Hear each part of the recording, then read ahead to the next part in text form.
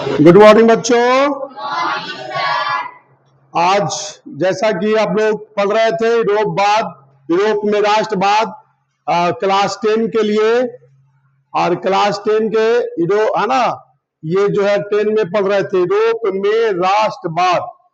इसकी बात मैंने किया था भी पिछले क्लास में। अब जो है इसमें जो है आगे मैं बढ़ा रहा हूं। आप लोग देखिए यहाँ पर ये कहानी हो चुकी थी 1700, है ना। ये फ्रांसीसी क्रांति से शुरुआत, फ्रांसीसी क्रांति से शुरुआत यहां पर बात हो रही है। कहां? फ्रांसीसी।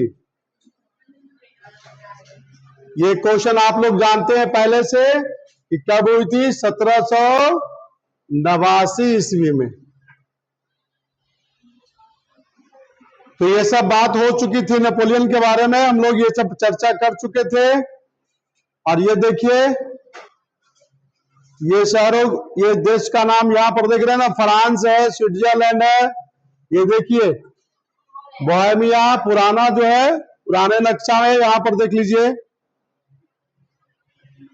हम लोग मेटरनिक के बारे में बात किए थे, बिल्कुल। तो ये देखिए हमने कहा था 39 रियासतों की बात मैंने कहा था, ये जर्मनी में। ये बात याद होगी आप लोग को। अब यहां से ये क्रांति जुलाई 1830 की क्रांति भी हो चुकी थी। 1830 की क्रांति का प्रभाव, ठीक है ना। और 1848 ईस्वी की क्रांति मैंने ये भी समझाया था। लुई फिलिप प्रधानमंत्री किसको बना दिया था? गीजो को, याद है ना। तो गीजो को वो जो है मरिया से शासन नहीं। चलिए आइए यहां से हम लोग देखते हैं इटली का एकीकरण। किसका? देखिए क्रांति जो ऊपर हुई, लुई नेपोलियन तक हम लोग पढ़ चुके थे। लुई नेपोलियन, यहां पर हम लोग यहाँ पर बताए थे लुई नेपोलियन फ्रांस का सम्राट बन गए थे। अब इसके बाद यहां पर आइए, इस क्रांति ने न सिर्फ फ्रांस के पुरातन व्यवस्था को अंत करा, बल्कि इटली, जर्मनी और कहा Austria, Holland, Switzerland, Denmark, Spain, Poland, Ireland, England भी इस क्रांति से प्रभावित हुए। इटली तथा जर्मनी के उदारवादियों ने बढ़ते हुए जनसंतोष का, इटली और जर्मनी बढ़ते हुए असंतोष का फायदा उठाया और राष्ट्रीय एकीकरण के द्वारा राष्ट्र संघ की स्थापना किया। क्या किया? राष्ट्र राज्य की स्थापना की मांगों को आगे बढ़ाया, जो संवैधानिक लोकतंत्र के सिद्धांत पर आधारित था। अब आइए थोड़ा सा बात कर रहे हैं इटली। अब देखो जी, इटली का एकीकरण में बात करने जा रहा हूं। किसका एकीकरण? ये देखिए आपको यहां से कुछ मिलेंगे, आपका यही है इटली। ये देख रहे हो ना, बैगनी कलर का ये नक्शा में दिखाई पड़ रहा है। बोलो यस या नो। ये देखिए ये इटली है, जो बैगनी कलर का दिखाई पड़ रहा है ना, ये सब इटली का क्षेत्र है। अब इसके एकीकरण मतलब ये भी पिछले भी पहले भी पढ़ चुके थे, कई भाग में खंडित हो चुका था, कई भागों में खंडित हो चुका था। अब यहां पर इसके बारे में ही बात करने जा रहा हूं। तो क्या है, इसको समझा जाए। देखिए यहां से इटली का एकीकरण, इटली 19वीं शताब्दी के आरंभ में, कब की बात हो रही है? 19वीं शताब्दी के आरंभ में। 19वीं शताब्दी कहे तो क्या इसका मतलब निकला? 1800 से लेकर के, हाँ 1800 से लेकर के 1900 अगर आता है तो ये जो है 19वीं का प्रारंभ में, यानी कि 1800 कुछ भी होगा, तो देखिए यहां से भौगोलिक अभिव्यक्ति था जहां कई स्वतंत्र राज्य हुआ करता था और इस कारण वहां अलगाव की भावना थी। अरे भाई अलग अलग रहेगा, ये क्षेत्र में अलग अलग है तो अलगाव की भावना नहीं रहेगा यहां। जैसे भारत इतना बड़ा है, तो भारत इतना बड़ा है तो कुछ लोगों में इस भावना पनपती है कि हम भी अलग हो जाएं, हम भी अलग हो जाएं। और ये तो पहले ही से बटा हुआ था, तो जो बटा हुआ था तो उसके दिमाग में कैसी बात थी? अलगाव का, अलगाव की भावना। यहां पर क्या है, देखिए अलगाव की भावना थी। कहां थी भावना? कहां थी भावना? कहां थी भावना? इटली में अलगाव की भावना। कई भागों में ये बटा हुआ था, इसके वजह से अलगाव की भावना, हाँ अलगाव की भावना। इटली के एक राष्ट्र के रूप में स्थापित होने में भौगोलिक समस्या क्या, देखो जी भौगोलिक समस्या क्या है वह, यहां समझिए। ये देखिए ये कटा हुआ क्षेत्र है, कटा छटा समुद्री इलाका, यहां से देख लीजिए ये सब, तो ये समुद्री इलाका का बहुत बड़ा पार्ट इसमें पड़ता है और कटा छटा भी है। ये कह रहा है भौगोलिक समस्या। किस प्रकार की समस्या? भौगोलिक कहने का मतलब है कि यहां पर इसकी बनावट जो है ना वो औरों देश से डिफरेंट है। तो ये बनावट कहता है भौगोलिक समस्या के अलावा, भौगोलिक समस्या तो था ही, इसके अलावा भी कई समस्याएं थी। जैसे इटली में क्या भाई, किसका प्रभाव? हाँ ऑस्ट्रिया। अब देखो यहां से यही चित्र यहां पर दिखाया गया है। ये एकीकरण के पूर्व, ये देख रहे हो ना बैगनी कलर का, ये एकीकरण हो चुका है, लेकिन एकीकरण के पूर्व में देखिए कलर कलर कलर दिखाई पड़ रहा है ना, कलर ये अलग अलग अलग कलर, इसका मतलब यहां पर अलग अलग शासक होगा नहीं, तो ये कई भाग में बटे हुए थे।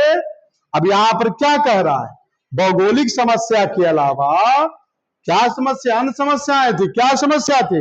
जैसे इटली में ऑस्ट्रेलिया नहीं, ऑस्ट्रिया फ्रांस जैसे विदेशी राष्ट्रों का हस्तक्षेप था। इस पर किसका किसका हस्तक्षेप था? इटली पर किसका हस्तक्षेप था? हस्तक्षेप का मतलब, और उसमें दखल अंदाजी देना, बेमतलब का दखल अंदाजी देना। अब भारत देश है और कोई कहेगा पाकिस्तान वाला यहाँ के नागरिकों को अगर अपने तरीके से यहाँ कुछ बात कहे तो क्या होगा? ये हस्तक्षेप करना। क्या इस बात को कहेंगे? हस्तक्षेप करना। तो ये हस्तक्षेप कौन कौन कर रहा था इटली में? ऑस्ट्रिया और फ्रांस, ये दो राष्ट्र यहां पर हस्तक्षेप कर रहे थे। ठीक है, आता है एकीकरण में इसका विरोध है ना। अगर एकीकरण करना चाहेगा तो इन दोनों राष्ट्र का है ना, कौन कौन था? फ्रांस और ऑस्ट्रिया, फ्रांस और ऑस्ट्रिया ये मिलना चाहता था एक साथ, लेकिन तो बाधाएं क्या क्या थी? फ्रांस और यही एक में घुस करके तोड़ फोड़ कर ले था। अब बताओ बच्चों, यहां पर देखो एकीकरण में इनका विरोध अवश्यंभावी निश्चित था। इधर राजधानी रोम भी पोप के प्रभाव में थी। पोप समझते हो कौन होता था? पोप धर्मगुरु, ईसाइयों का धर्मगुरु क्या कहलाता था? पोप की इच्छा थी कि इटली का एकीकरण स्वयं उसके नेतृत्व में और धार्मिक दृष्टिकोण से हो, धर्म के आधार पर पोप चाहता था। कौन चाहता था? धर्म के आधार पर एकीकरण करना चाहता था, धार्मिक दृष्टिकोण से हो, ना कि शासकों के नेतृत्व में। वो शासक को नहीं चाहता कि शासक हमारे इटली को एकीकृत किया करे, वैसा वो नहीं चाहता। कौन नहीं चाहता था? पोप। पोप क्या चाहता था? हाँ, पोप चाहता था कि धार्मिक प्रभाव दृष्टिकोण से, धर्म के आधार पर, धर्म को ध्यान में रखते हुए हम इसको एकीकृत करेंगे। चलिए आगे। शासकों के नेतृत्व में नहीं, कोई शासक ऐसा हो कि पूरा एकीकरण करे, नहीं, ऐसा नहीं चाहता था। कौन नहीं चाहता था? पोप। कहता इसके अलावे अनेक आर्थिक और प्रशासनिक विसंगतियां भी थी। अब देखो बच्चों, परंतु इसके बावजूद भी 19वीं सदी के आरंभ से ही इटली में इसका विकास होना शुरू हो गया था। राष्ट्रीयता का विकास की शुरुआत हो चुकी थी। कहां? इटली में। इटली में राष्ट्रीयता के विकास का आरंभ हो चुका था। फ्रांस में होने वाली घटनाओं का प्रभाव भी यहां स्पष्ट रूप से पड़ रहा था। फ्रांस में क्रांति हुआ था ना? अरे भाई, क्रांति अगर जैसे नेपाल में क्रांति हुआ था ना, अरे नेपाल में क्रांति किया ना, छात्र आंदोलन हुआ ना जी, तो भारत सरकार भी अलर्ट मोड में आ गया। कहीं यहां पर भी युवा लोग, हाँ, जेनजी कहलाता है, मैट्रिक पढ़े, मैट्रिक से लेकर के जो है ना ये बीए तक वो लड़कन जो होता है एकदम पूरा उपद्रवी ना हो जाता है, उकेरो आगे समझता है, तो एकदम नहीं, वही सब ना सब उपद्रव। तो अब नेपाल में घटना हो रही थी, लेकिन भारत सरकार भी उस पर भी प्रभाव सोच रहा था। भारत सरकार भी है समझ रहा का वास्तु स्थिति को समझ रहे थे कि यहां भाई कहीं यहां भी तो ना हो जाए। तो क्या भाई प्रभाव पड़ा? प्रभाव का तो ये देखिए, प्रभाव उसका अगर बगल वाले राज्यों का जो घटना होगी वो उस पर उसका भी प्रभाव पड़ता है बगल वाले देश में। तो देखिए यहां पर क्या हुआ, फ्रांस में होने वाली घटनाओं का प्रभाव भी यहां स्पष्ट रूप से पड़ रहा था। देखिए इटली में राष्ट्रीयता का तो विकास हो रहा है, लेकिन फ्रांस में जो घटना हुई ना उसका भी इटली पर सीधा प्रभाव पड़ा। क्या हुआ? नेपोलियन के सैन्य अभियानों ने इटली के नवजागरण और एकीकरण में अप्रत्यक्ष रूप से ही सही परंतु महत्वपूर्ण योगदान दिया। अब शासक कौन यहां पर काम कर रहा है? नेपोलियन। शासक के रूप में यहां पर कौन काम कर रहा है? नेपोलियन यहां पर है अभी जुड़ा हुआ।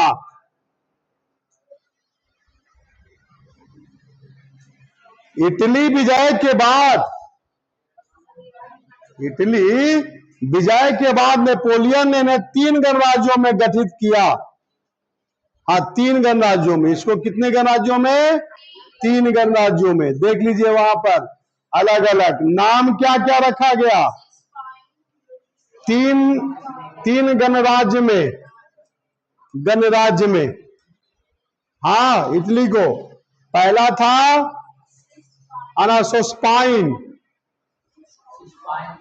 सिसपाइन। क्या है बच्चों? सिसपाइन गणराज्य।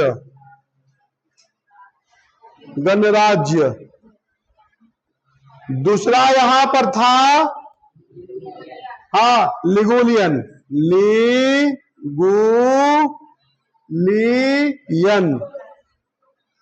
और तीसरा गणराज्य कौन था? ट्रांसपेडेन। कौन कौन था? नाम एक बार बोलिए, कौन कौन था? सिसपाइन गणराज्य, लिगुलियन और ट्रांसपेडेन। ये 3 भाग 3 गणराज्यों में बांट दिया। कौन बांटा? कौन बांटा जी? कौन बांटा? जैसा बोलिए, कौन बांटा?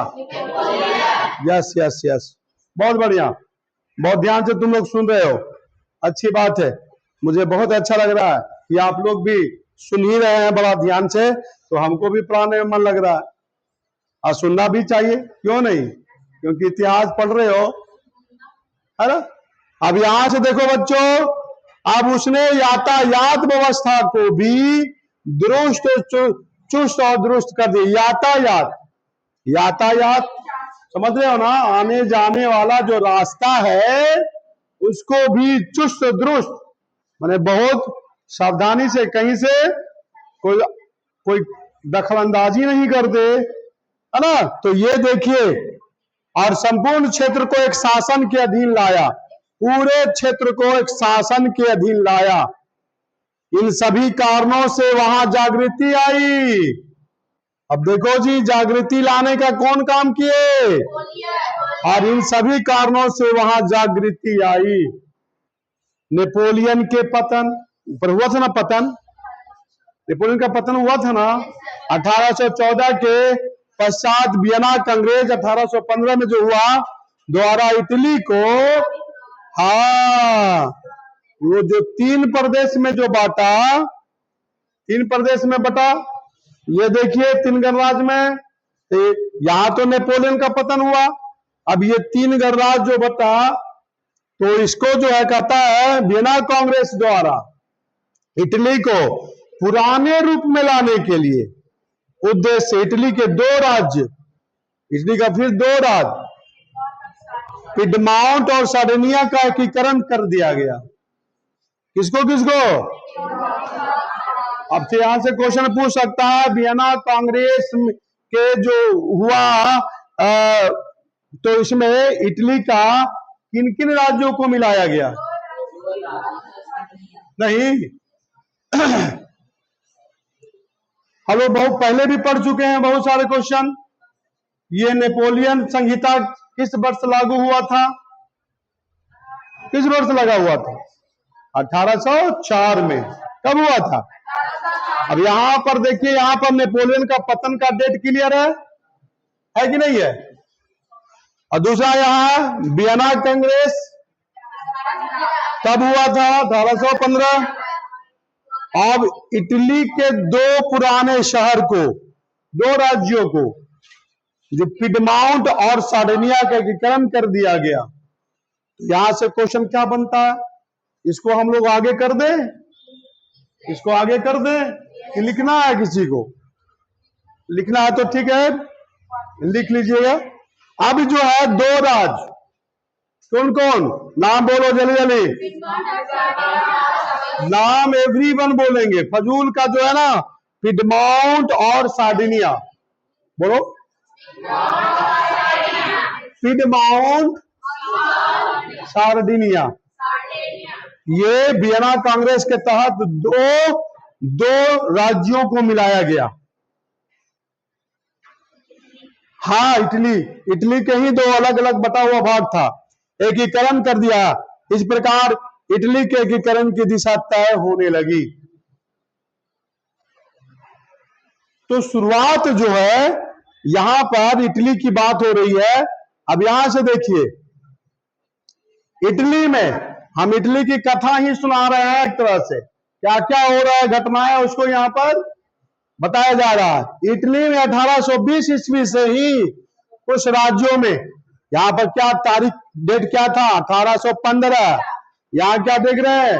1820। यानी कि देखिए, कुछ राज्यों में संवैधानिक सुधारों के लिए नागरिक आंदोलन होने लगे उसी समय में, 1820 में। अब देखो बच्चों, यहां पर एक गुप्त दल, कार्बोनरी,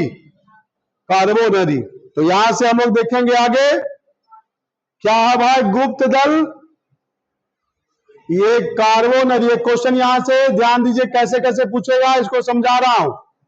कार्बोनरी, कार्बोनारी यहां लिखा जरूर है, लेकिन कार्बोनरी है ना, अंदर में ना रहता तो ना होता है। किताब बता रहा है कार्बोनारी, चलो भाई ना कर दो।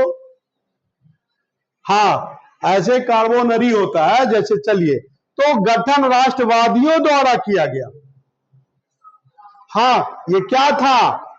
गुप्त दल। कहां का था?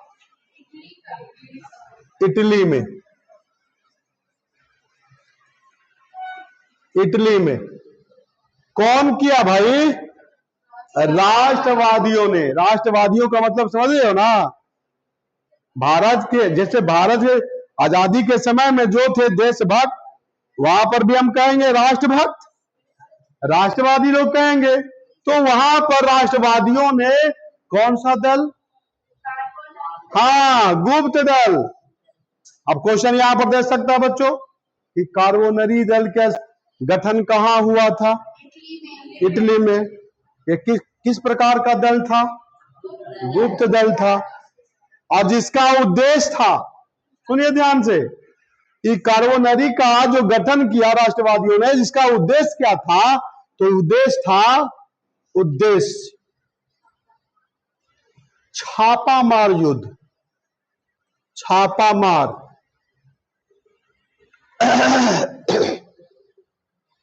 छापामार युद्ध के द्वारा राजतंत्र को नष्ट करना। छापामार समझते हो क्या होता है? छापामार क्या होता है जी? अचानक हमला करने का। अचानक में होता है, नहीं बोलते हो आज प्रशासन ने वहां पर छापामारी किया, ऐसा सुनते हो ना? अचानक मालूम हुआ कि घर में सुतले हैं वाले, प्रशासन वहां पे और खुलवा रहा है और चारों तरफ से घेर लिया है ना? जाओगे जाओगा कहां भाई? तो ये इनका ये कार्बोनरी गठन किया गया, उसका भी उद्देश्य कैसा था? अचानक, हेलो हेलो, अचानक युद्ध। यहां है ना कि ज्यादा हवा खा रही है। चलिए, छापामार युद्ध के द्वारा राजतंत्र को नष्ट कर, आ गया, राजतंत्र को नष्ट कर। इसका क्या उद्देश्य था? छापामार युद्ध के द्वारा। युद्ध के द्वारा। बच्चों देखो, एक एक लाइन मैं जो बता रहा हूं ना, बड़े काम का चीज है ये भी तो है ये परीक्षा के लिए। आगे फिर समय में कंपटीशन की तैयारी करोगे ना तो भी मिलेंगे यही। इसलिए बाबू बढ़िया से पढ़ लो। ये परीक्षा पास करने के उद्देश्य तो है ये है, और आने वाले समय के लिए भी मेमोरी पावर में रख लो। कहीं पर जीबी उबी में रख दो। अब कितना जीबी के तो खोपड़िया हम ना जाना है, लेकिन हाँ, तो ये बच्चों यहां से देखो, ये आगे भी काम देने वाला है, इसलिए आपको ध्यान से सुनना है और समझ समझ के पढ़ना है, और एकदम तह बाई तह। उससे क्या होगा कि कोई क्वेश्चन छूटेगा नहीं। जिसका उद्देश्य छापामार, किसका उद्देश्य? कार्बोनरी दल का। कार्बोनरी दल का गठन जो किया, गुप्त दल का गठन, उसका उद्देश्य क्या था? छापामार युद्ध के द्वारा राजतंत्र को, किसको? राजतंत्र को नष्ट कर। राजा का जो तंत्र था, राजा महाराजाओं का तंत्र जो था, उसको नष्ट कर। क्या स्थापित करना? हाँ, गणराज्य। गणराज्य, गण माने लोग और राज्य की स्थापना। गणराज्य की स्थापना करना मुख्य उसका की स्थापना। ये ही था उद्देश्य। अगर आपका क्वेश्चन यहां से पूछ ले कि कार्बोनरी दल का मुख्य उद्देश्य क्या था, जवाब आपके सामने है। गंभीर मुद्रा में आए हो, लगता है कि कुछ छोड़ के घरे आए हो। जी सर, नींद तो हम साथ लेके आए हैं। आइए, प्रसिद्ध राष्ट्रवादी नेता आ गया, नाम सुन लीजिए। कभी कभी ऑब्जेक्टिव में दे देता है कि मेजनी कहां का था। अरे भाई, छोटा सा क्वेश्चन यहां देखो, यहां से, ये राष्ट्रवादी, प्रसिद्ध राष्ट्रवादी नेता कौन था? Joseph Mazzini. अब यही से क्वेश्चन छोटा छोटा कर सकता है। मेजनी कहां का था? अरे मेजनी कहां का था? किसकी बात हो रही है? इटली का था। ये क्या था भाई? तो राष्ट्रवादी नेता था।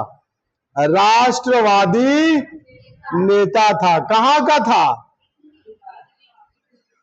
इटली का। एक क्वेश्चन नहीं है? अरे भाई इटली यहां पर पढ़ा रहे तो लग रहा है ना कि अरे हम सब जान रहे हैं, लेकिन जब क्वेश्चन आवेगा तो मारे फ्रांस मारे कि इटली मारे कि रूस मार दे, है कि नहीं? ऐसा कंफ्यूजन होगा। इसलिए ध्यान से सुन लो। जब ध्यान से सुन लोगे ना तो यहां से छूटने वाला नहीं है। इटली है ना? कहां के थे? मेजनी कहां के थे? इटली के। अब ये जो है इसी दल के थे। किस दल के? हाँ, कार्बोनरी दल के। अब देखिए क्या हुआ कि 1830 ईस्वी के फ्रांसीसी क्रांति के प्रभाव से इटली भी अछूता नहीं रह सका और यहां भी नागरिक आंदोलन शुरू हो गए। मेजनी ने नागरिक आंदोलन का उपयोग करते हुए मेजनी भी था लगल कि कब जनता राष्ट्र के लिए थोड़ा सा एक्साइटेड होता है तब मौका देख रहे थे कि अच्छा यही तो मौका है भाई साथ में आंदोलन करने का, उसको और आगे बढ़ाने का। होता है ना जी, कहता है ना कि आग में घी डालने का काम। मेजनी भी तलाश रहे थे कि कब मौका ऐसा है। तो देखिए मेजनी ने ही नागरिक आंदोलन का उपयोग करते उत्तरी और किधर का मध्य इटली में एकीकृत राज्य स्थापित करने का प्रयास किया। देखिए जी एक शब्द है प्रयास किया। उत्तरी और कहा? मध्य इटली। अगर इटली की बात कहूं तो देखो यहां से ऊपर हो गया उत्तरी और बीच में हो गया मध्य, नीचे हो गया दक्षिण। तो कहां कहां का बात हो रही है? उत्तरी और मध्य की बात हो रही है। कहां की बात हो रही है? उत्तरी और मध्य की बात हो रही है।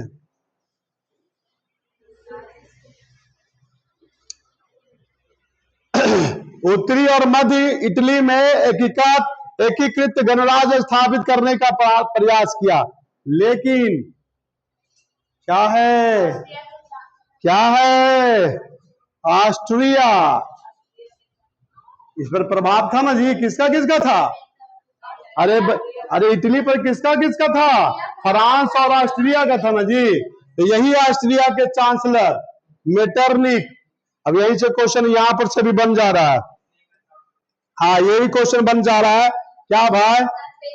हाँ यहाँ जो है इटली का जो यहां पर मैंने बताया ऑस्ट्रिया, ऑस्ट्रिया ऑस्ट्रिया का चांसलर कौन था?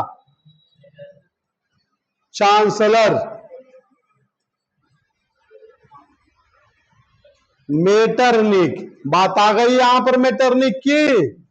तो मेटरनिक, ये मेटरनिक ने यहां पर देखिए इन राष्ट्रवादी नागरिक आंदोलन को दबा दिया।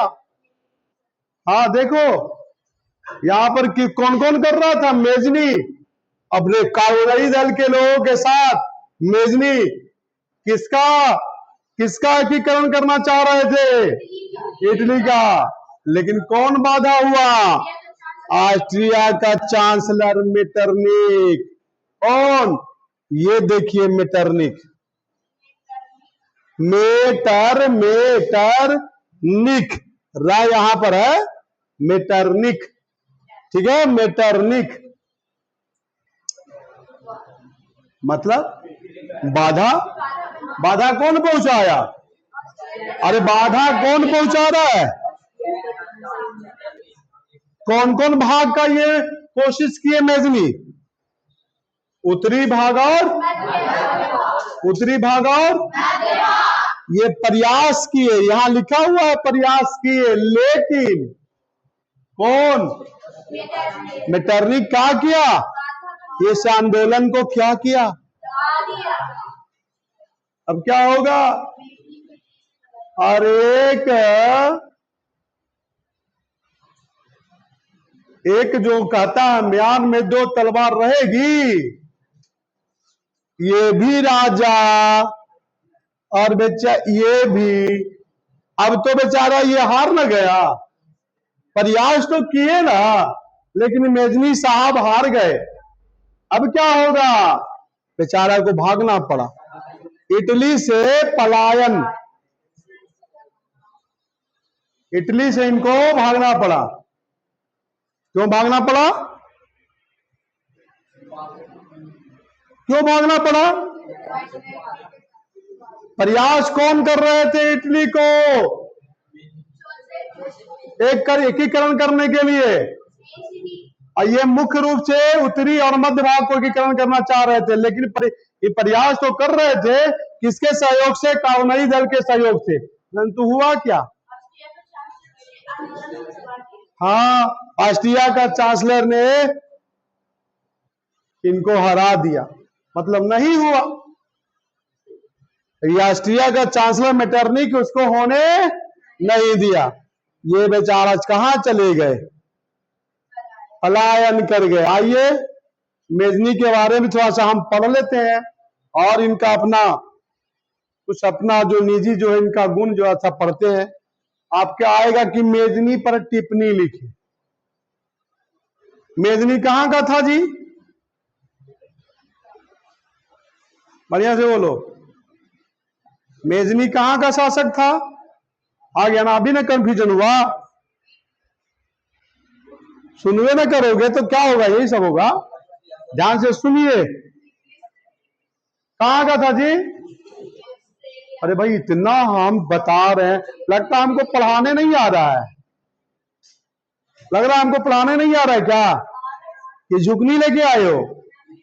अरे भाई मैंने अभी नहीं समझाया कि यहाँ पर मेजनी कहाँ के थे? यहाँ सामने भी लिखा हुआ है, फिर भी नहीं बोलते हो। कैसे टावर छोड़ रहा है भाई? अब यहां आइए मेजनी के बारे में बात करते हैं। तो मेजनी क्या? मेजनी थे साहित्यकार, गणतांत्रिक विचार था इनका, बहुत अच्छा विचार था। कैसा विचार? गणतांत्रिक का मतलब क्या जानते हो? कोई राजा वाजा नहीं, लोगों का तंत्र होना चाहिए। विचारों का समर्थक और योग्य सेनापति था। सेनापति, हाँ, लेकिन वह तत्कालिक राजनैतिक परिस्थितियों से बेहतर समझ नहीं रखता था। राजनीतिक परिस्थितियां थी जो उस समय वह बेहतर रूप से नहीं समझ रखते थे, अतः उसे आदर्शवादी गुण अधिक, व्यवहारिक गुण कम थे। वो होता नहीं नेता बहुत ईमानदार है, लेकिन वो लोगों से मिलना जुलना, क्या होले शादी विवाह ये होले ना गेलो, एक व्यवहारिक होता है, तो व्यवहारिक गुण इनमें कम था। मतलब लोगों के पास आना जाना इनका, लेकिन हाँ ईमानदार थे और देश को भलाई चाहते थे। आदर्शवादी गुण इनमें अधिक था, लेकिन व्यवहारिक गुण कम थे। बात आई समझ में? आदर्शवादी और व्यवहार क्लियर? व्यवहारिक गुण का मतलब क्या है? वो होता ना व्यवहार इसका जी। तो व्यवहारिक गुण कम था। अपनी पराजय के बाद भी मेजनी ने हार नहीं मानी। मेजनी कहा कि तुमसे मैं हारा नहीं हूं मेटरनिक। हाँ, अब सुनिए, अब आ गया कितना ईस्वी सन? हाँ, अभी नहीं छोड़ेंगे हम, अभी नहीं छोड़ेंगे हम। कौन कह रहे हैं? मेजनी। किसको कह रहे हैं? मेटरनिक को। अभी नहीं छोड़ेंगे हम, ठीक है? तो बात बच्चों यहां पर क्या फिर आए थे? यंग इटली नामक संस्था का स्थापना कर दिए। क्यों? क्या कर दिए? अरे मेजनी ने दोबारा यहां पर क्या किया? 1831 में मेजनी ने यंग इटली, कौन? अरे बोलो, मेजनी ने कौन सा संस्था का स्थापना किया? Young Italy.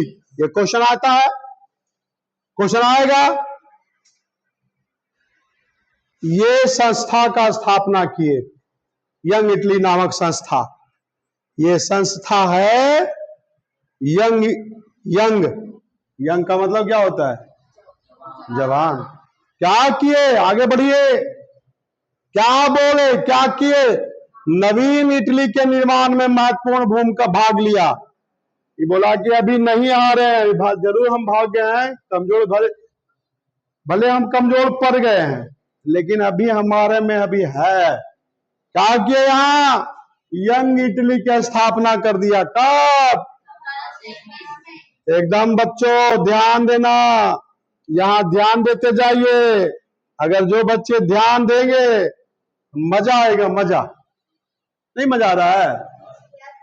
पढ़िएगा तो मजा आएगा। स्टेप बाय स्टेप हो रहा है। क्या हुआ? यंग इटली नामक संस्था की स्थापना की, जिसमें नवीन इटली के निर्माण का महत्वपूर्ण भाग लिया। इसका उद्देश्य इटली प्रायद्वीप से विदेशी हस्तक्षेप समाप्त करना। अरे विदेशी हस्तक्षेप इसके देश पर कौन कौन कर रहा था? और फ्रांस, ऑस्ट्रिया और फ्रांस में कौन हस्तक्षेप कर रहा था इस देश, इसके देश पर? लेकिन ये चाहते थे कि नहीं, कोई विदेशी नहीं, हस्तक्षेप हम स्वीकार नहीं करेंगे। संयुक्त गणराज्य स्थापित करना चाहते थे वो। और 1834 में यंग यूरोप नामक संस्था का गठन कर मेजनी ने यूरोप के अन्य देशों में चल रहे राष्ट्रीय आंदोलन को भी प्रोत्साहित किया। ये अपने देश में तो करवे न किया, अरे भाई पूरे यूरोप में भी करवा दिए। पूरे नाम क्या रखे? Young Europe. यंग यूरोप, पूरे यूरोप के सभी देश यंग यूरोप नामक संस्था का गठन कर मेजनी ने यूरोप के अन्य देशों में भी चल रहे राष्ट्रीय आंदोलन को प्रोत्साहित किया। और तो देश था यूरोप में, उसमें भी ये कहा कि तुम लोग भी अपने देश के प्रति समर्पित रहो, जागृत रहो। ठीक है ना? तो यहां पर देखिए सन 1848 में क्या हुआ था? 1848 में क्या हुआ? फ्रांस सहित पूरे यूरोप में क्रांति का दौर आया था ना? कौन 1848 में? अरे कौन भागे थे? Louis Philippe. किसको राजगद्दी पर बैठाने के कारण? गीजो को नहीं, और गीजो को नतीजो हो गया था ना, भागना पड़ा था। अरे कहां भागा था भाई? इंग्लैंड। हाँ, इंग्लैंड बसेरा है भगोड़ों का। आइए आइए आइए आइए, क्या हुआ 1848 में जब फ्रांस पूरे यूरोप में क्रांति का दौर आया? पूरे यूरोप में, पूरे यूरोप में कई देश है। अरे यूरोप में तो कई देश में है। अब पूरे यूरोप में अपने अपने देश में क्रांति की लहर दौड़ पड़ी, तो मेटरनिक को भी क्या हुआ? मेटरनिक, मेटरनिक ये भी बेचारा ऑस्ट्रिया को छोड़ना पड़ा। ये ऑस्ट्रिया को कब जेले था? कौन? मेटरनिक। तो इसको भी छोड़ना पड़ा। इसके बाद इटली की राजनीति में पुनः मेजनी का आगमन हुआ। फिर आए इटली लौट कर करके 1948 के बाद यहां पर बात हो रही है, देख रहे हो ना? और मेजनी संपूर्ण इटली का एकीकरण कर उसे एक गणराज्य बनाना चाहता था। जबकि क्या था? दो गणराज्य बताए थे। सार्डिनिया पिडमाउंट का शासक चार्ल्स एल्बर्ट, यहां पर भी रोड़ा है अभी इटली में। ये रोड़ा चार्ल्स एल्बर्ट अपने नेतृत्व में सभी प्रांतों का विलय चाहता था। एल्बर्ट चाहता था कि मेरे नेतृत्व में पूरा इटली का हो, तुम्हारे नेतृत्व में नहीं। कौन चाहता था? एल्बर्ट, हाँ चार्ल्स एल्बर्ट अपने नेतृत्व में सभी प्रांतों का विलय चाहता था। उधर पोप भी इटली को धर्मराज बनाने का पस्तर था, उधर पोप भी लगे है। अगला, इस तरह विचारों के टकराव के कारण, विचार का टकराव नहीं हुआ, अरे नहीं हुआ। ये चाहते थे कि मेरे नेतृत्व में हो, ये चाहते थे एल्बर्ट कि मेरे नेतृत्व में हो, और इधर पोप चाहता था कि धार्मिक आधार पर हो। ये विचार का टकराव नहीं हुआ, अरे हुआ, विचारों का टकराव नहीं हुआ। ये चाहते थे मेजनी मेरे तरीके से हो, ये चाहते थे एल्बर्ट की सार्डिनिया पिडमॉन्ट का शासक ये थे, ये चाहते थे मेरे तरीके से हो, मेरे नेतृत्व में हो। और यहां पर क्या था, हाँ पोप भी धर्मराज्य बनाना चाहता था। यानी कि 3 गो पर्सन यहां पर थे, और एक दिमाग के होंगे तब न होगा। लेकिन यहां पर इसी विचार के टकराव के कारण इटली के एकीकरण का मार्ग अवरुद्ध हो गया, नहीं होगा, अरे नहीं होगा। घर में 3 गो भाई है और तीनों का दिमाग नहीं चल रहा है तो घर बार रहेगा, अरे टूटवे ना करेगा। दिन तीनों का अगर है तो तीनों अपना एक विचार रहेगा तब ना घर तरक्की में चलेगा या एकत्रित रहेगा। यहाँ तो 3 गो था, कौन कौन था जी? पहला कौन था? मेजनी। दूसरा कौन थे? अरे दूसरा कौन थे? और तीसरा कौन थे? वो तो धर्म राज्य बनाना चाहता था। तो इस प्रकार तीनों आपस में मतभेद होने के कारण इटली के मार्ग, एकीकरण का मार्ग क्या हो गया? अवरुद्ध हो गया। कालांतर में अनेक समय जैसे बीता, उसके बाद ऑस्ट्रिया द्वारा इटली के कुछ भागों पर आक्रमण किए जाने लगे। लो फिर ऑस्ट्रिया आक्रमण करने लगा, ऑस्ट्रिया, हाँ इटली पर, जिससे सार्डिनिया के शासक एल्बर्ट की पराजय हो गई। लो यहाँ पर सार्डिनिया के शासक थे ना यहाँ पर एल्बर्ट, लो अब पराजय हो गई। अरे भाई मिल के लड़ोगे तब ना देश को बचाओगे। अब ये नेता इधर मुंह फुलैले है, वो नेता उधर फुलैले, वो नेता उधर फुलैले, वो पार्टी के उधर मुंह फुलैले, वो पार्टी के उधर। अब भारत में बारिश आक्रमण हो जाएगा। ऐसा मिलजुल करके ना संदर्भ में एक साथ हम लोग बैठ करके निर्णय लेते हैं। यहां पर तीनों को क्या चाहिए था? एक होना, लेकिन इत्तेफाक है तीनों एक नहीं हुए। हाँ? लड़ेगा आपस में तो फायदा होगा ना भाई। ऑस्ट्रिया फिर नजर, चलो सार्डिनिया के जीतो, हरा दिया। किसको हरा दिया? एल्बर्ट को हराया। देखिए, और देखिए पराजय हो गई। इटली के कुछ भागों पर आक्रमण कर दिया और सार्डिनिया के शासक एल्बर्ट की पराजय हो गई। ऑस्ट्रिया के हस्तक्षेप से इटली में जनवादी आंदोलन को कुचल दिया गया। फिर आ गया ऑस्ट्रिया, हाँ फिर हो गया इसके देश में ये जो राष्ट्रवादी भावना बढ़ी थी उसको फिर क्या कर दिया? दबा दिया। कौन दबाया? ऑस्ट्रिया। इस प्रकार मेजनी की पुनः हार हुई और फिर ये पलायन करके चले गए। ये कहानी से क्या सीखते हैं? ये कहानी पढ़ रहे हैं, काहे को पढ़ रहे हैं? कि कैसे देश चलाया जाता है।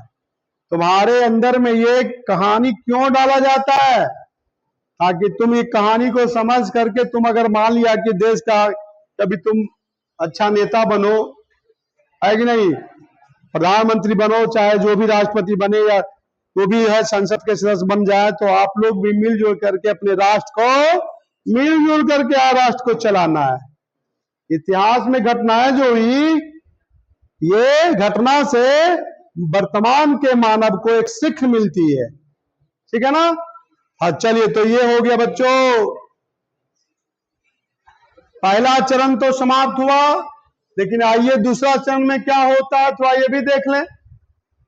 क्या हुआ? 1848 में क्रांति हुई थी ना। चलिए यहां से क्वेश्चन समझ में आ रहा है सभी को? क्वेश्चन यहाँ पर सब अपने आप में क्वेश्चन है बच्चों। मेजनी कहाँ का? ऑस्ट्रिया का चांसलर कौन था?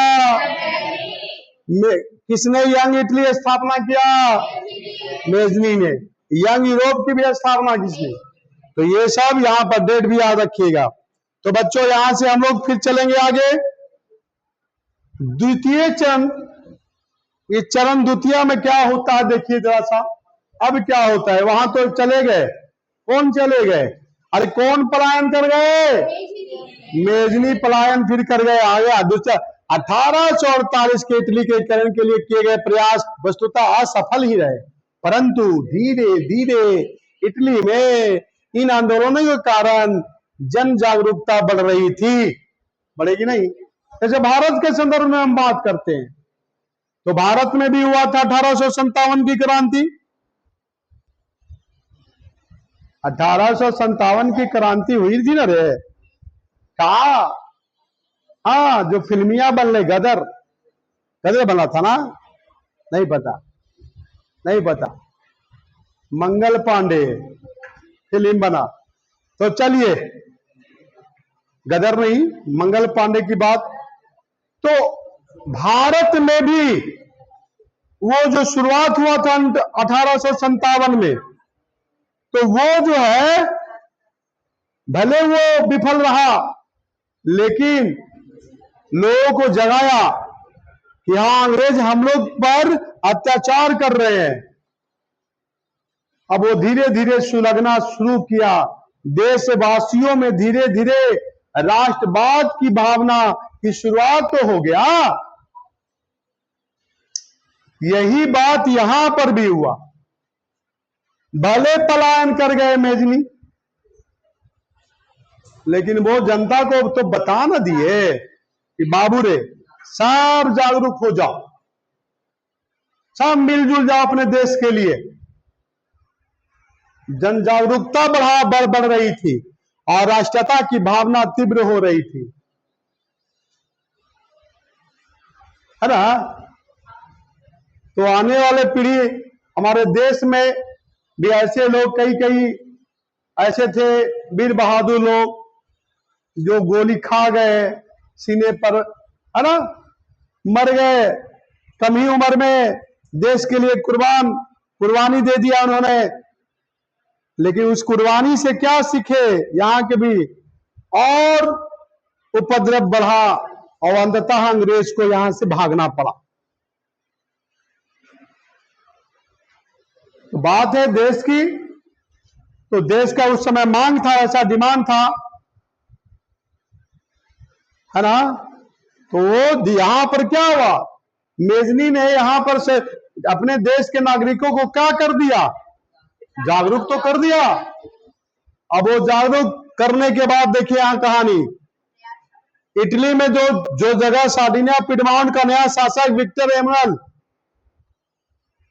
पहले यहां पर फिर बना दूसरा शासक, वो कौन बने?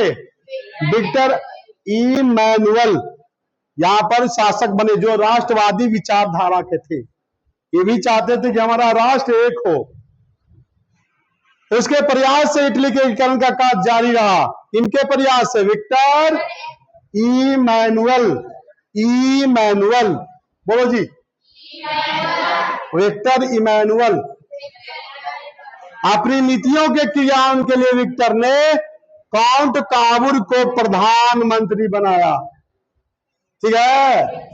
देखिए कैसे कैसे घटनाएं हुई, घटना देखे कैसे कैसे घटना हो रही। ये घटना में देखिए अब कौन आ गए? काउंट काबुर। अब यहां पर काउंट काबुर इटली के बारे में क्या करते हैं, यहां पर थोड़ा सा इसको भी इनको भी देखा जाए। तो इसमें से बहुत सारे क्वेश्चन आए, क्वेश्चन आपको समझाए यहां से। अब थोड़ा सा रिकॉल कर रहा है, थोड़ा सा पीछे जा रहा हूं। आइए, क्या हुआ भाई? फ्रांसीसी क्रांति तो 1789 में हुआ, और यहां से देख लिए इटली पर हस्तक्षेप फ्रांस और ऑस्ट्रिया का था। शासक नेपोलियन, इसको 3 गणराज्य, सिस्पाइन गणराज्य और लिगुरियन और ट्रांसपेरेंट। अब आगे क्या है भाई? कार्बोनरी दल का गठन हुआ इटली में। उद्देश्य क्या था? छापामार युद्धों के द्वारा राजतंत्र को नष्ट कर करके गणराज्य स्थापना करना। और जोसेफ मेजनी, ये राष्ट्रवादी विचारधारा के नेता थे इटली के, ये इनके साथ मिल करके, कार्बोनरी दल के साथ मिल करके राष्ट्रवादी आंदोलन शुरू किया। लेकिन क्या हुआ? ऑस्ट्रिया का चांसलर मेटरनिक ने उनको हरा दिया और फिर देख प्लान किया। मेजनी फिर लौटा द्वारा और यंग इटली स्थापना किया 1831 में, और साथ ही साथ यंग यूरोप। हाँ बिल्कुल। अगला देखिए, अब यहां से हम लोग पढ़ेंगे, यहां पर काउंट काबूर, ये देखिए जी, सार्डिनिया पिडमाउंट का यहां पर नया शासक। पहले कौन शासक था जी? अरे पहले कौन शासक था? सार्डिनिया पिडमाउंट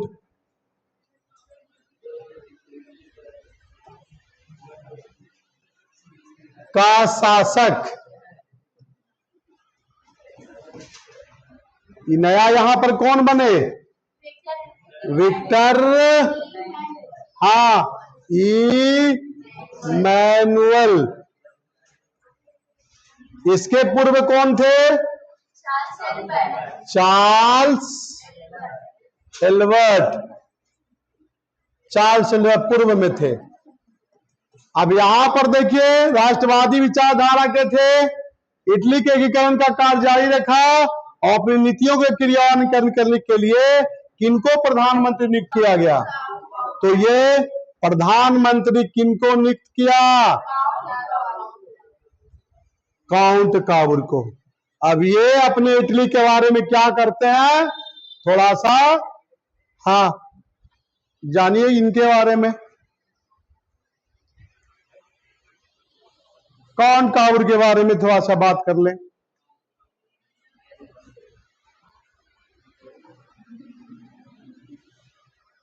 अच्छा, इसके पहले थोड़ा सा क्वेश्चन पूछते हैं थोड़ा सा। मेटरनिक कौन था? मेटरनिक व्यवस्था का उद्देश्य क्या था? पुरातन व्यवस्था को पुनर्स्थापना करना। हाँ, अब यहां से हम लोग किसके बारे में पढ़ने जा रहे हैं? काउंट काबूर। ये देखिए, यही है।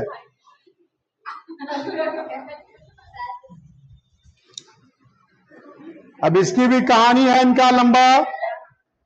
इसके बाद आएंगे गैरीवाल्डी, तो ये सब आता है परीक्षा में। सुनो, यहां से मेजनी के बारे में पढ़े, पहले किसके बारे में पढ़े? मेजनी के बारे में पढ़े। आता है क्वेश्चन, क्या करके आता है? क्वेश्चन करके आता है ये कि मेजनी का इटली के एकीकरण में क्या योगदान था? 5 नंबर।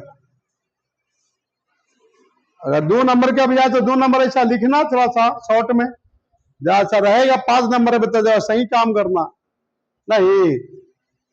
तो बात यहां पर मेजनी का इटली के एकीकरण में क्या योगदान था? हो सकता है कहेगा मेजनी के बारे में लिखें, तो आप लोगों ने पढ़ा ना ये सब, ठीक है? लिखा जाएगा, लिखा जाएगा।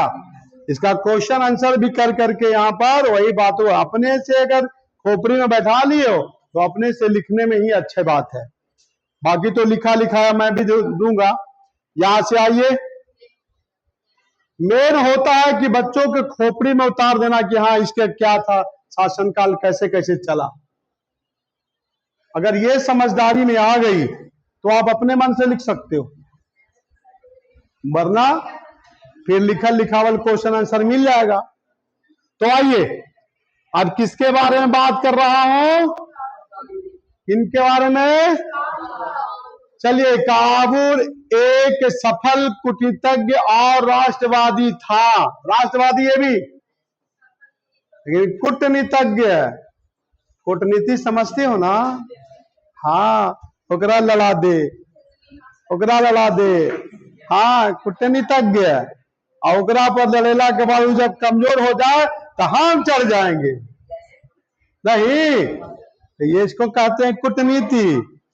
अरे भाई, देशों में दो देशों के बाद बीच में नहीं चलता है कूटनीति। हाँ, और कूटनीति का मतलब यही सब है कि आपको अपने मौका का तलाश करते रहिए, है ना। तो जरूरत था भाई, अपने देश के लिए कर रहा तो क्या गड़बड़ कर रहा है।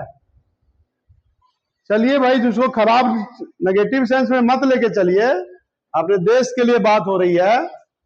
ये इटली के एकीकरण में सबसे बड़ी बाधा कौन किसको मानता था? यहां से भी क्वेश्चन निकल सकता है। इटली का सबसे बड़ी बाधा कौन थी, कौन था? इटली के एकीकरण में सबसे बड़ी बाधा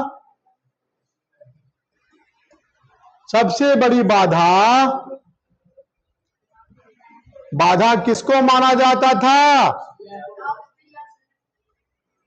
ऑस्ट्रिया को माना। किसने माना? ये मानने की बात किसने किया? काउंट काबुर ने। बच्चों ध्यान दीजिए, पहले ऐसा ही होते रहता था। पहले लोकतंत्र था नहीं, लोकतंत्र स्थापित करने के प्रयास में थे ही लोग। राजा अपने, यहां पर तो देश के एकीकरण की बात हो रही है, पूरा देश को हम एकीकृत करेंगे। चलिए आइए, अब आगे आइए, कैसे कैसे करते हैं ये काम थोड़ा समझिए। अतएव ने ऑस्ट्रिया को पराजित करने के लिए, आप देखो ये बहुत मजा आएगा, देखो कैसे कैसे किया, बड़ा मजा आएगा। थोड़ा सा सुनिए ध्यान से। ऑस्ट्रिया है, ऑस्ट्रिया क्या करता है जो समझिए यहां से। ये काउंट काबुर क्या करते हैं? यहां पर ऑस्ट्रिया को पराजित करना है, तो क्या किया काउंट काबुर ने? क्या किया? फ्रांस से दोस्ती।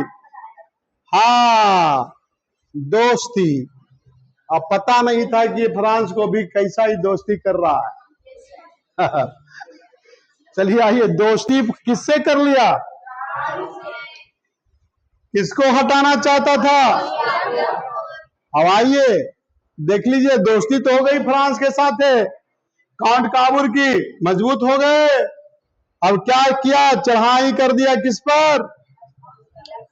देखिए कौन सा युद्ध हुआ भाई? ये युद्ध जो हुआ उसको ध्यान से समझो। अभी रुको, हम आगे बढ़ा देता हूं, समझने का प्रयास करो। आइए सबसे पहले यहां पर लिखता हूं, काउंट काबुर दोस्ती किया किससे? ये पैटर्न को समझिएगा। दोस्ती किया किससे? फ्रांस से। और आक्रमण किस पर कर दिया? दोनों मिलकर के आक्रमण कर दिया, दोनों मिलकर के किस पर? ये युद्ध का नाम रखा गया क्रीमिया युद्ध। कौन सा युद्ध? क्रीमिया युद्ध 1853 से 54 में। और फ्रांस की ओर से काउर ने यह युद्ध में सम्मिलित होने की घोषणा कर दिया। फ्रांस ने किसी प्रकार का आग्रह भी नहीं किया था, फ्रांस से दोस्ती कर लिया। चलो दोनों मिल करके ऑस्ट्रिया, देखिए यहां से घोषणा कर दी। फ्रांस ऐसा कोई शर्त नहीं रखा था। चलिए आइए, इसके प्रत्यक्ष लाभ काबुर को प्राप्त हुआ। चलो भाई, युद्ध हुआ। क्या हुआ युद्ध में उसको देखिए। युद्ध की समाप्ति के बाद पेरिस के शांति सम्मेलन में, फ्रांस की राजधानी कहां है? पेरिस। पेरिस है ना, शांति। अब चलो भाई, युद्ध करना है तो शांति सम्मेलन। फ्रांस और ऑस्ट्रिया युद्ध हो रहा था। फ्रांस, अब ये दोनों एक साथ थे और युद्ध किससे कर रहे थे? ऑस्ट्रिया से। स्थिति क्या हुआ? शांति हो गया। अब शांति स्थापित किया जाए, तो ये जो शांति स्थापित करने की बात हो रही है, देखिए यहां से फ्रांस और ऑस्ट्रिया के साथ पिडमाउंट को भी बुलाया गया। तो पिडमाउंट बात है ना, प्रदेश। तो यहां पर सम्मिलित कौन कौन हुए? फ्रांस, ऑस्ट्रिया और पिडमाउंट। पिडमाउंट को भी बुलाया गया। मन नहीं लग रहा? लगता है बहुत ज्यादा लंबा लेक्चर का हो गया। तो पिडमाउंट को भी बुलाया गया। इससे काबुल की महत्ता बढ़ गई। इसकी महत्ता बढ़ गई। हाँ, इसका जो महत्ता बढ़ गई। अब देखिए यहां पर महत्ता बढ़ गई। और काबुल ने इटली में ऑस्ट्रिया के हस्तक्षेप को ये कह दिया, साफे साफे कह दिया, ऑस्ट्रिया को साफे साफे कह दिया कि देखो बाबू, तो इटली में तो हस्तक्षेप कर रहे हो, ये बहुत गैर कानूनी है। यही सम्मेलन में कह दिया कि गैर कानूनी इसको घोषित कर दिया, जिससे इस कारण संपूर्ण यूरोप का ध्यान इटली की ओर गया। कौन भूमिका रच रहे हैं ये सब? इस प्रकार इटली की समस्या को काबुल ने अपनी कूटनीति के बल पे पूरे यूरोप की समस्या बता दिया। कहा कि इस तरीके से ऑस्ट्रिया करते रहेगा तो पूरे यूरोप को भी हलचल कर लेगा। ये कहा पूरा ये तो यूरोप को बर्बाद कर देगा ये ऑस्ट्रिया। हाँ, तो पूरा यूरोप की समस्या बता दिया। और यहां पर काबुल ने नेपोलियन थर्ड से भी एक संधि की, जिससे तहत फ्रांस ने ऑस्ट्रिया के खिलाफ पिडमाउंट को सैन्य समर्थन देने का वादा किया। एक और यहां पर आ गया नेपोलियन थर्ड। किसके साथ? Napoleon third. हाँ, 3।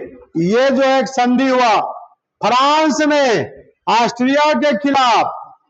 ये देखो पिडमाउंट था ना बच्चा, पिडमाउंट इसको लेकर के सैन्य समर्थन देने का ही वादा कर दिया। कौन कर दिया? फ्रांस कर दिया कि अच्छा तुम अपना पिडमाउंट को लो, मैं तुझे सैन्य समर्थन दूंगा। कौन बोला? फ्रांस बोला। किसके खिलाफ? ऑस्ट्रिया के खिलाफ। कहा कि हाँ मैं तुमको समर्थन दूंगा। कौन? फ्रांस। तो कहा कि ठीक है भाई समर्थन दो, लेकिन समर्थन देंगे तो बाद बदले में मिलेगा क्या चीज? फ्रांस भी चाहता था बदले में मिलेगा क्या चीज। और यहां पर देखो जी, बदले में लेना चाह रहा था फ्रांस।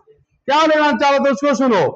फ्रांस लेना चाहता था ये बदले में नीस और सेवाय नाम के 2 रियासतें काबुल ने फ्रांस को देने का स्वीकार किया कि अच्छा भाई अगर जीत जाएंगे ना तो 2 को देंगे, नीस और सेवाय में से 2 रियासतें काबुल ने फ्रांस को देने का। हाँ, फ्रांस ने काबुल को यह आश्वासन दिया कि यदि उत्तर और मध्य इटली की रियासतें जनमत संग्रह के आधार पर पिडमाउंट से मिलना चाहेंगे तो फ्रांस इसका विरोध नहीं करेगा। इसके लिए काबुल की आलोचना भी की जाती है कि उसने नीस तथा सेवाय नामक प्रांतों को फ्रांस को देने के आश्वासन देकर इटली की राष्ट्रीय अस्मिता के साथ खिलवाड़ किया। लेकिन देखो खिलवाड़ किया, ये ऐसा लोग कहता है वहां का, परंतु यह तथ्य भी महत्वपूर्ण है कि तब तक इटली एक राष्ट्र के रूप में उभरा भी नहीं था। यदि 2 प्रांतों को खोकर उत्तरी और मध्य अगर इटली मिल जाए तो इटली का एकीकरण हो जाता। तो यह बड़ी उपलब्धि थी, क्योंकि फ्रांसीसी मदद के बिना इटली का एकीकरण जो सोच रहे थे काबुल, वो संभव नहीं था। सुनो बच्चों, किसका मदद लिए? फ्रांस का मदद लिए। अगला देखो,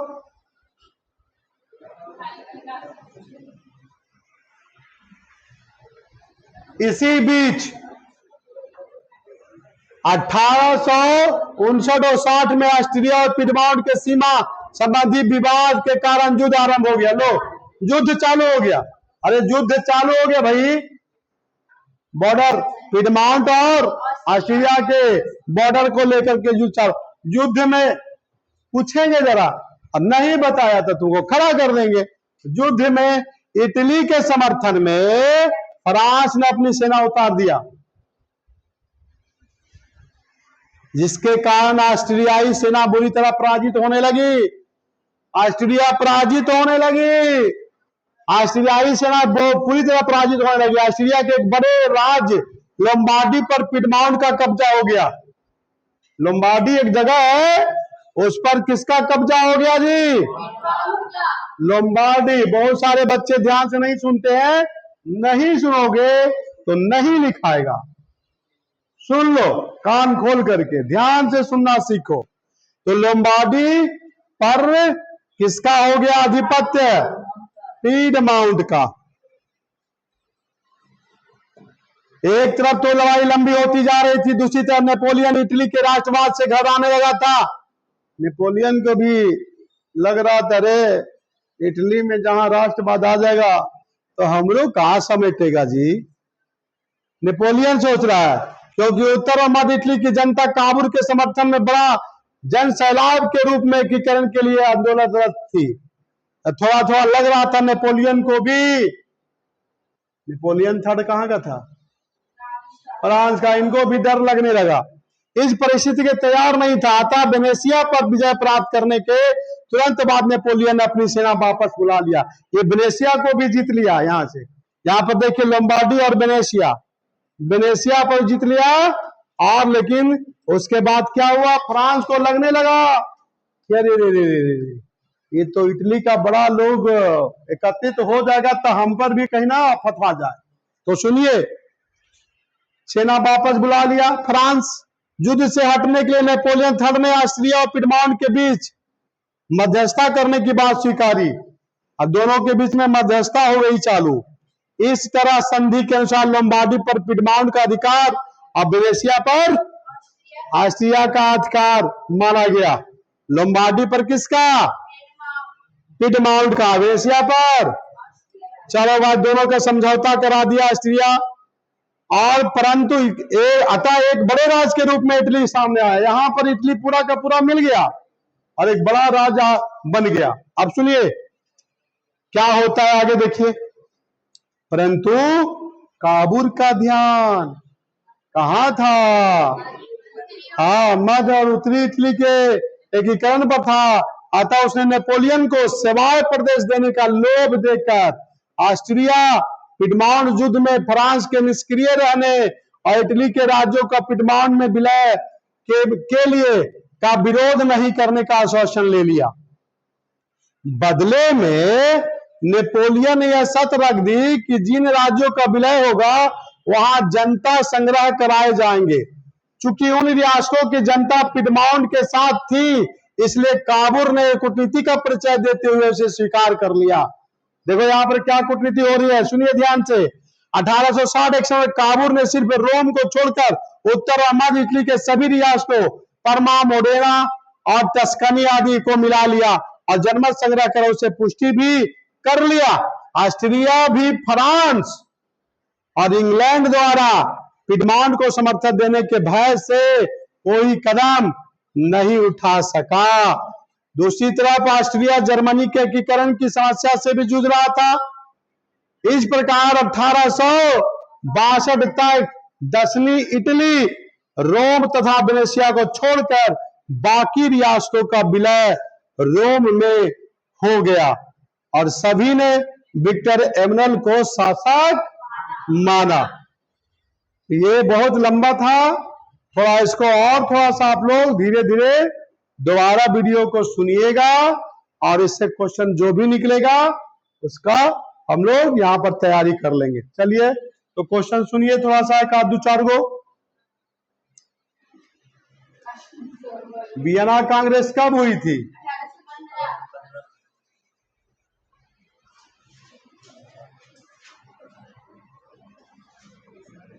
एक क्वेश्चन जो है, हमारी सामाजिक व्यवस्था का सबसे खतरा दुश्मन कौन मेजनी ने माना था?